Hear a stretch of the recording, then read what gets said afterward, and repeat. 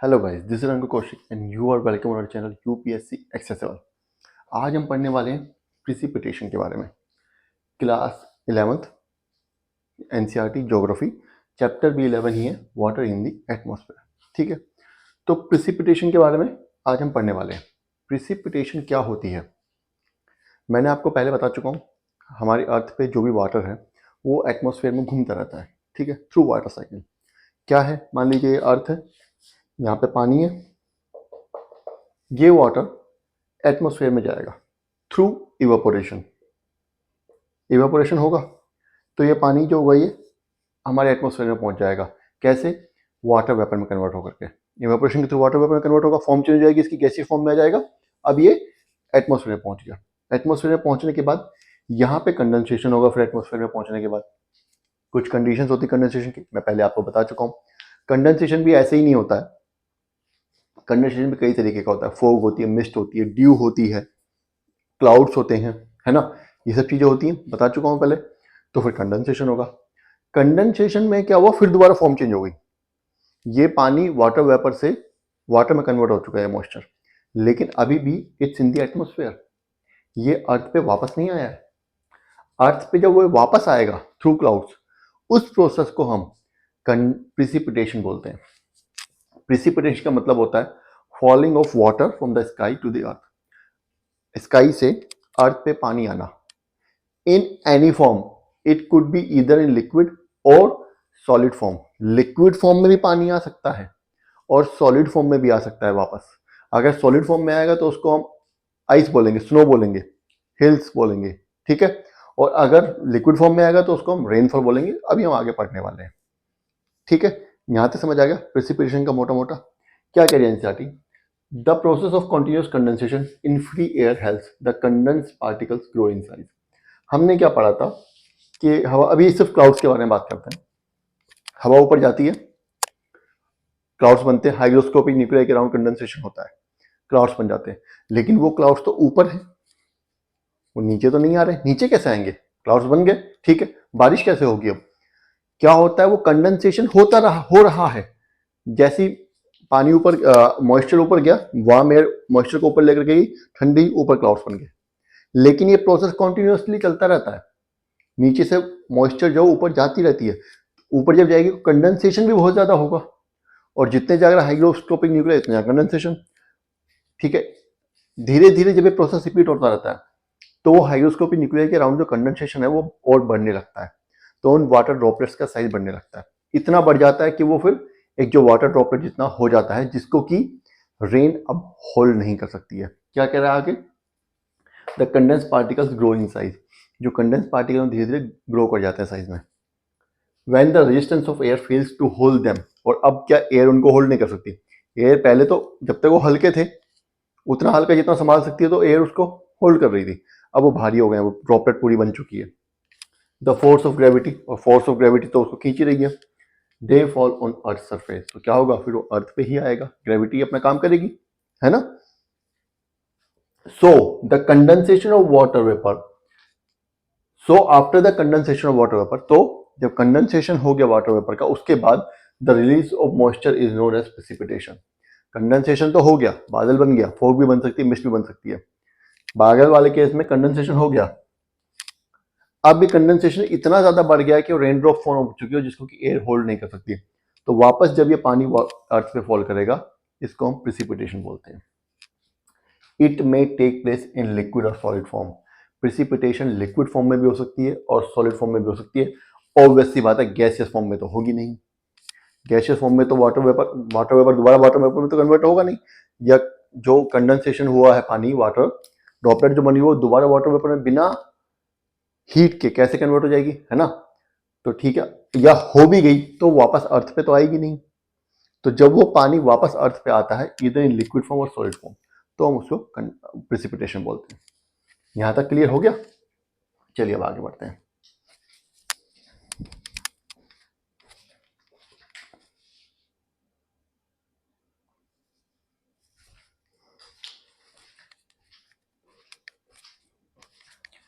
आगे हम पढ़ रहे हैं, ये बता रहा है मैं स्नोफॉल और रेनफॉल के बारे में। स्नोफॉल और रेनफॉल में क्या डिफरेंस होता है। देखो प्रिसिपिटेशन और falling of water in the form of liquid, in liquid form on the earth surface is called rainfall. अगर लिक्विड फॉर्म में पानी अर्थ से नीचे, अर्थ पे नीचे आ रहा है तो वो रेनफॉल कहलाएगा। लेकिन कभी कभी क्या होता है, जनरली प्रेसिपिटेशन रेनफॉल के फॉर्म में होती है लिक्विड फॉर्म में, लेकिन कभी कभी ये होता है कि जो ऊपर जो कंडेंसेशन हुआ है वो 0 डिग्री से कम पे हुआ है, तो क्या होगा वहां पे वाटर ड्रॉपलेट्स बनने के बजाय आइस क्रिस्टल्स बन जाते हैं, और वो आइस क्रिस्टल्स होते हैं हेक्सागोनल फॉर्म में। ठीक है, हेक्सागोनल फॉर्म में होते हैं वो आइस क्रिस्टल्स। शायद आपने देखा होगा जो हम व्हाट्सएप वगैरह पे इमोजीज यूज करते हैं, उसमें जो स्नो का जो साइन होता है वो भी हेक्सागोनल ऐसा कुछ होता है। वो इसीलिए होता है क्योंकि आइस क्रिस्टल जो होते हैं वो हेक्सागोनल ही होते हैं। ठीक है, तो वो आइस क्रिस्टल्स जब मिल जाते हैं, कंबाइन करते हैं, तो एक स्नोफ्लेक बनते हैं, और वो स्नोफ्लेक जब नीचे गिरता है अर्थ पे तो वो स्नोफॉल होता है। ये बहुत हल्के हल्के होते हैं, आपने देखा भी होगा। ठीक है, क्या कह रहा है, the precipitation in the form of water is called rainfall, ये तुम्हें पता ही है। But when the temperature is lower than 0 degree, कभी कभी ऊंचाई इतनी बढ़ जाती है या ऊंचाई पे, कम ऊंचाई पे टेम्परेचर इतना कम हो जाता है, 0 डिग्री से कम पहुंच जाता है, the precipitation takes place in the form of fine flakes of snow called snowfall. तो प्रेसिपिटेशन जो फॉर्म करती है वो कैसे कैसे बनेगी, कैसे टेक प्लेस करेगी, इन the form of snowflakes. Hexagonal ice crystals होते हैं, वो सब जुड़कर एक स्नोफ्लेक बनाते हैं। ठीक है, उसको हम स्नोफॉल बोलते हैं जब वो स्नोफ्लेक्स नीचे आएंगे। ज्यादातर हिल स्टेशन वगैरह पे हम लोग बर्फ देखने जाते हैं, वो यही स्नोफॉल होती है। ठीक है, इसको हेल से, ओले से कंपेयर मत, कंफ्यूज मत करना, हेल अभी आगे आने वाला है। Moisture is release in the form of hexagonal crystals. Snowfall के केस में जो मॉइस्चर है वो रिलीज की जाती है किस फॉर्म में, इन the form of hexagonal crystals. याद रखना है आपको, स्नोफॉल के केस में मॉइस्चर जो है वो हेक्सागोनल क्रिस्टल्स की फॉर्म में रिलीज की जाती है, not in the form of liquid, not in the form of water droplets. ठीक है, दीज क्रिस्टल्स फॉर्म स्नोफ्लेक्स, और ये क्रिस्टल जो होते हैं स्नोफ्लेक्स बनाते हैं, बता ही दिया मैंने। ठीक है, यहां तक समझ आ गया। अब आगे बढ़ते हैं। अब एक चीज और बता रहे हैं यहाँ पे कि ये दो चीज तो हो गई, इसमें मतलब वाटर की 3 फॉर्म होती हैं। एक फॉर्म में तो ऊपर जाएगा water vapour, liquid gaseous form में तो वाटर एटमोस्फेयर में जाएगा, वहां से जब कंडेंस होकर वापस आएगा 2 फॉर्म में नीचे आएगा, रेनफॉल और स्नोफॉल की फॉर्म में। ठीक है, लिक्विड में आएगा तो रेनफॉल, सॉलिड में आएगा तो स्नोफॉल। लेकिन बात यहीं खत्म नहीं होती है, इन दोनों के अलावा भी 2 कैटेगरीज हैं, वो है हमारी स्लीट और हेल। रेनफॉल और स्नोफॉल के अलावा 2 कैटेगरीज और हैं, उनको हम स्लीट और हेल बोलते हैं। क्या फर्क होता है स्लीट और हेल में? Besides rain and snow the other forms of precipitation are sleet and hail, though the latter are limited in occurrence and are sporadic in both time and space. Rainfall और snow के अलावा भी 2 categories और हैं, water की जो अर्थ पे आने का जो प्रोसेस है उसमें 2 कैटेगरीज और हैं।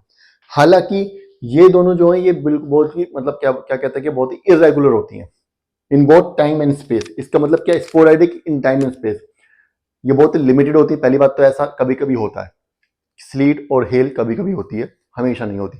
और sporadic in time and space का मतलब कि ऐसा नहीं है कि लास्ट टाइम अगर मई में कहीं पे 2023 में, मतलब अभी 2024 चल रहा है, दो एग्जांपल देता हूँ, अगर ये अगस्त चल रहा है, अगस्त 2023 में अगर कहीं पे इस एरिया में हेलिंग हुई थी या ओले पड़े थे, तो अब की बार भी पड़ना चाहिए, नहीं ऐसा नहीं है। जरूरी नहीं अगस्त में ही पड़े, और जरूरी नहीं है अगस्त में यहीं पे पड़े, कहीं और भी पढ़ सकते हैं। ठीक है, जरूरी नहीं इस जगह पे इस साल भी पढ़े, अगर पिछले साल पढ़े हैं तो किसी जगह पे हेल पढ़ना है या नहीं पढ़ना है वो डिपेंड करते, वो प्लेस ना उस जगह से कोई लेना देना है ना प्लेस का कोई लेना देना, वो अपनी मर्जी, कभी भी कंडीशन ऐसी बनती है तो कहीं भी हो सकते हैं दोनों चीजें। ठीक है, क्या होती हैं ये, इनको डिटेल में हम दोनों को अलग अलग, स्लीट क्या और हेल में क्या डिफरेंस होता है, ये हम अलग अलग अब पढ़ने वाले हैं इसी वीडियो में। ठीक है, तो अगला टॉपिक यही है, चलते हैं बढ़ते हैं आगे की तरफ।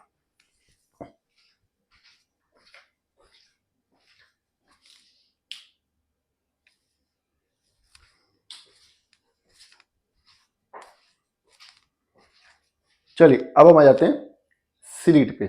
स्लीट क्या होता है, देखो क्या होता है, कभी कभी ऊपर से तो बारिश हुई है, पानी गिरा नीचे, रेन ड्रॉप जो नीचे की तरफ आ रही है, लेकिन नीचे ग्राउंड सरफेस पे पहुंचते पहुंचते ग्राउंड सरफेस के पास इतनी ज्यादा ठंड हो जाती है कि वो ग्राउंड पे पहुंचने से पहले वो जो रेन ड्रॉप है वो फ्रीज हो जाती है। जब वो फ्रीज हो जाएगी तो वो आइस में कन्वर्ट हो जाएगी, उसको हम स्लीट बोलते हैं। इसकी एक खास बात होती है, इसका साइज रेन ड्रॉप जितना ही होता है। क्यों? Because it's nothing but a frozen rain drop. Slit जो है वो एक फ्रोजन रेन ड्रॉप ही है, और ये ज़्यादातर ऐसे एरिया में पाया जाता है जहाँ पे बहुत ठंड पड़ती है, जहाँ पे क्या होता है सरफेस का टेम्परेचर जो है वो बहुत कम होता है। ऊपर से मानिए बारिश हो रही है, रेन ड्रॉप नीचे आई, यहाँ पे आने के बाद यहाँ पे ठंड इतनी ज़्यादा है कि ये रेन ड्रॉप जो है ये फ्रीज हो गई हैं, आइस में कन्वर्ट हो गई हैं। लेकिन इनका साइज तो उतना ही रहेगा ना पानी जितना, है ना। इसको हम स्लीट बोलते हैं। स्लीट बनने के दो तरीके होते हैं। पहला तो मैंने आपको बता दिया कि ऊपर से बारिश आई, नीचे आकर के फ्रीज हो गई। दूसरा क्या है, ऊपर से स्नोफ्लेक्स चले, ऊपर से बर्फ गिरी, बीच में एक वार्मर रीजन है जहां का टेम्परेचर ज्यादा है, तो ये जो फ्लेक्स है फिर दोबारा पानी में कन्वर्ट हो गई, अब ये रेन ड्रॉप्स बन चुकी हैं, रेन ड्रॉप्स की फॉर्म में आ गई।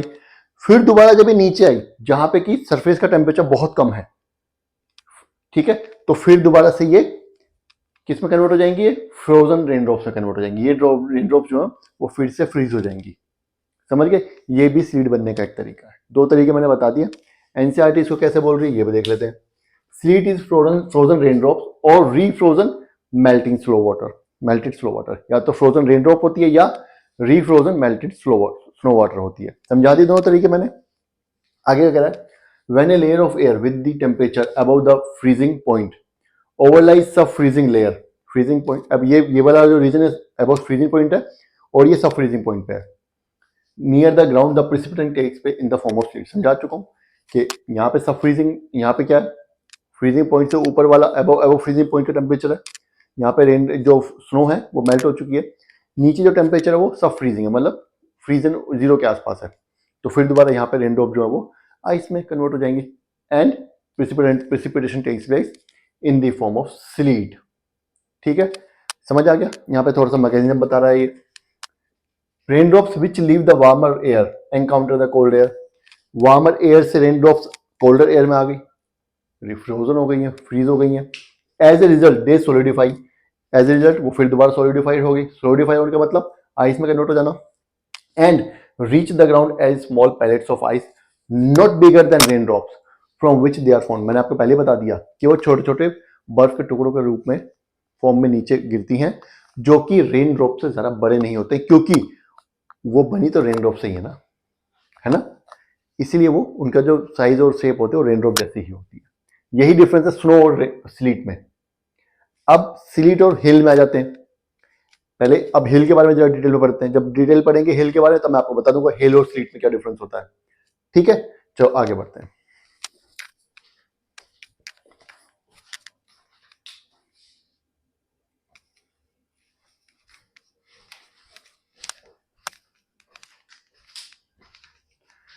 चलिए अब हिल स्टोन्स की बात भी कर लेते हैं। क्या होता है हिल स्टोन्स में, कभी कभी क्या होता है, जैसे मान लीजिए बादल है, रेन ड्रॉप कंडेंसेशन हुआ, वो कंडेंसेशन बढ़ने लगा तो रेन ड्रॉप फॉर्म हो गई। अब उस रेन ड्रॉप को एयर जो संभाल नहीं पा रही है, तो रेन ड्रॉप ग्रेविटी की वजह से अर्थ की तरफ आने लगी। यहाँ तक समझ आ गया, इसको प्रेसिपिटेशन बोलते हैं। यहाँ तक सब कुछ ऐसा ही है। लेकिन जैसे ही बादलों से वो रेन ड्रॉप नीचे आने लगी, नीचे से एक वार्म एयर का अपड्राफ्ट आया, जो कि वार्म एयर ऊपर बह रही है। ठीक है, क्योंकि इसकी एनर्जी ज्यादा है, इसके पास जरा उससे स्पीड से बह रही है, तो ये इस रेन ड्रॉप को फिर दोबारा ऊपर ले जाएगी, यहां पे ले जाएगी और ऊंचाई पे, तो फिर दोबारा टेम्परेचर कम होगा। और इस एयर के अंदर भी क्योंकि वार्मर एयर है, नीचे से आई है तो मॉइस्चर भी होगा। तो अब की बार क्या होगा, कंडेंसेशन जो होगा वो ऑलरेडी जो रेन ड्रॉप था वो क्या होगी, वो आइस में कन्वर्ट हो जाएगी वो रेन ड्रॉप। और इस एयर का जो मॉइस्चर है वो भी उस जो आइस फॉर्म हुआ है उसके चारों तरफ और ज्यादा कंडेंसेशन हो जाएगा। तो क्या होगा, एक लेयर और बन जाएगी। समझ आया। ऊपर आई, जब ये रेन आई ऊपर तो क्या हुआ, वो जो रेन ड्रॉप थी वो आइस में कन्वर्ट हो गई, सॉलिड फॉर्म में कन्वर्ट हो गई। ठीक है, वो हेलस्टोन बन गया। लेकिन क्योंकि इस एयर में भी मॉइस्चर है तो वो भी कंडेंस होगा, तो वो कंडेंसेशन उसी हेल के अराउंड हुआ, फिर दोबारा नीचे आई, फिर दोबारा हवा उसे ऊपर ले गई, क्योंकि ये बहुत तेज हवा ऊपर चल रही है, कन्वेक्शन करंट है, नीचे गर्मी पड़ रही है, सूरज जो है अपने सूर्य देवता अपना काम कर रहे हैं, गर्मी पड़ रही है, हवा ऊपर आ रही है गर्म होकर के, मॉइस्चर साथ लेके आ रही है, ये इस रेन ड्रॉप को फिर दोबारा दूसरी बार ऊपर लेकर गई, फिर वही हुआ। अब की बार फिर दोबारा वो हिल जो था वो और बड़ा हो गया, एक लेयर और बन गई। ऐसा बार बार होता रहता है। कब तक? अगेन, जब तक ये हवा उसको संभाल पाती है तब तक ऐसा होता रहता है, जब तक ये हवा उसको संभाल पाती है। समझ गए? अब जब उस हवा की वो कैपेसिटी खत्म हो जाएगी उसको संभालने की, तो वो क्या होगा, वो फिर नीचे आने लगेगा। उसको हम बोलते हैं हेलस्टोन। नीचे आके अगर वो सॉलिड फॉर्म में अर्थ तक पहुंच पाया तो उसको हम ओला बोलते हैं हिंदी में, या हेलस्टोन बोलते हैं। कई बार वो रास्ते पिघल भी जाता है। ठीक है, देखो यहां पे स्लीट और हेलस्टोन में डिफरेंस है। क्या? स्लीट में जो जो रेन ड्रॉप जो आइस में कन्वर्ट हो रही थी वो नियर द ग्राउंड हो रही थी। क्यों? क्योंकि ग्राउंड के पास जो है सरफेस पे टेम्परेचर कम था, इसलिए वो नीचे आकर के आइस में कन्वर्ट हो रही थी सॉलिड फॉर्म में। यहाँ पे ऐसा नहीं हो रहा है, यहाँ पे ऊपर ही ये कन्वर्ट हो जा रही है सॉलिड फॉर्म में रेन ड्रॉप, और बार बार हो रही है। इसीलिए इसका साइज भी रेन ड्रॉप से बड़ा होता है, जबकि स्लीट का साइज जो था वो रेन ड्रॉप के जितना ही था, क्योंकि इस पर लेयर्स इकट्ठी हो जा रही हैं, बार बार कंडेंसेशन हो रहा है इसके ऊपर, तो क्या हो रहा है, इसका साइज भी बढ़ता जा रहा है। जितनी ज्यादा कंडेंसेशन होगा उतना ज्यादा इसका साइज बढ़ता चला जाएगा। ठीक है, जितनी ज्यादा लेयर्स होंगी। क्या कह रहा है? Sometimes the drop of rain after being released by the clouds become solidified. क्या होता है, जो रेन है वो क्लाउड से तो रिलीज हो गई है, लेकिन उसके बाद भी वो सॉलिडिफाई हो जाती है into small rounded solid pieces of ice and which reach the surface of earth called hailstones. वही बात है कि वो क्या होता है, सॉलिडिफाई हो जाती है राउंडेड आइस में, और क्या होती है, वो अर्थ तक पहुंच जाती है उसी फॉर्म में, सॉलिड फॉर्म में, जिसको कि हम हेलस्टोन बोलते हैं। क्या कर रहा है? They are form by rain water passing through colder layers. Obviously बात है, कोल्डर लेयर कहाँ होगी? ऊपर ही होगी, नीचे तो होने से रही। अब एक चीज और बताने वाला हूं मैं। क्या? हमने जो पढ़ा कि स्लीट में जो रेनड्रॉप फ्लोज होगी वो ग्राउंड के पास होती, ग्राउंड सरफेस के पास होगी, इसमें ऊपर ही हो जाती है। दोनों में रेनड्रॉप कोल्ड लेयर में पहुंचने के बाद फ्रीज हो रही है ना? ये तो समझ आ रहा है। लेकिन यहाँ पे फ्रीज क्यों हो रही है? क्योंकि इसको हवा और ज्यादा ऊपर ले जा रही है, वहां पे टेम्परेचर कम हो रहा है तो वहां पे फ्रीज हो जा रही है। यहाँ पे क्या हो रहा है? यहाँ पे ऑलरेडी सरफेस पे बहुत ज्यादा टेम्परेचर कम है, मतलब स्लीट जो वो कोल्ड रीजन्स में होती है ज्यादातर। स्लीट जो होगी जहां भी मिलेगी वो कोल्डर रीजन्स में होगी, जहां पे अर्थ पे सरफेस पे टेम्परेचर हमेशा कम रहेगा, उसी रीजन में उसी टाइम पे होगी। जबकि हेलिंग जो होगी, हेलस्टोन जो फॉर्म होते हैं वो कहाँ फॉर्म होते हैं? वार्मर रीजन्स में, जहां पे धूप बहुत ज्यादा पड़ रही है। तभी तो नीचे से वार्म करंट इसको ऊपर लेके गया। अगर नीचे धूप ही नहीं होगी, नीचे हीट नहीं होगी, तो वार्म करंट कैसे जनरेट होगा? ये बात ध्यान रखना। स्लीट कोल्ड रीजन्स में होती है, फॉर्म होती है, और हेलस्टोन जो फॉर्म होते हैं वो वार्मर रीजन्स में फॉर्म होते हैं। समझ आ गया? आगे का पढ़ रहे हैं। क्या बोल रहे हैं यहाँ पे? दे पास थ्रू कोल्डर लेयर, और यहाँ पे कोल्डर लेयर ऊपर है, वहां पे कोल्डर लेयर ग्राउंड सरफेस के पास थी स्लीट में। समझ आ गया? आगे बढ़ते हैं। Hailstones have several concentric layers of ice one over the other. उनके ऊपर कॉन्सेंट्रिक लेयर्स होती हैं आइस की, एक के ऊपर एक चढ़ी होती हैं जो लेयर्स। ठीक है, इसलिए उसका साइज बढ़ता जाता है। जितनी ज्यादा लेयर्स बनती जाएंगी, जितने टाइम तक वो हवा में रहेगा, हवा उसको ऊपर नीचे करती रहेगी लिफ्ट की तरह, उतना ही उसका साइज बढ़ता रहेगा। ये मैं आपको बता चुका हूँ। ठीक है, यहाँ तक समझ आ गया? ये टॉपिक हमारा खत्म हो गया। अब हम पढ़ेंगे अगले टॉपिक में टाइप्स ऑफ प्रिसिपिटेशन के बारे में। ठीक है, ये वीडियो आपने देखनी है। अगर कुछ समझ नहीं आया तो आप कमेंट कर दीजिएगा, मैं दोबारा समझा दूंगा। वीडियो अगर पसंद आई है तो लाइक करना है और चैनल को सब्सक्राइब जरूर करना है। Thank you.